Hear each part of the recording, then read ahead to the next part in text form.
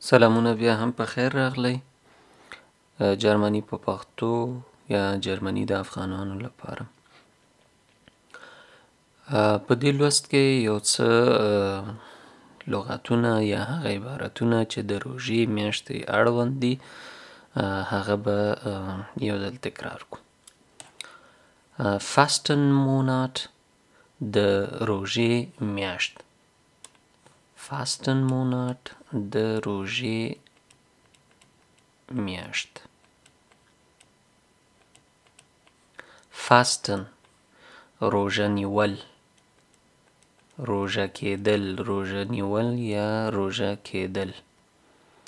Fastenbruch روژه ماتی، روژه ماتی. Mahlzeit vor der Dämmerung. Mahlzeit vor der Dämmerung.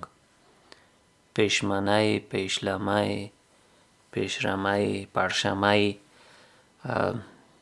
هر څوک ورته هر څه وایي. Mahlzeit vor der Dämmerung. Dattel، dattel خجوره یا خرما. dattel خجوره یا خرما. Sonnenaufgang المرخاته. Sonnenaufgang المرخاته. Sonnenuntergang المر پریواته. Sonnenuntergang المر پریواته. Das Gebet، das Gebet المونځ. das Gebet المونځ. Bittgebet دعا. Bittgebet دعا. Sünde، Sünde گناه. Belohnung، Belohnung ثواب. Belohnung ثواب.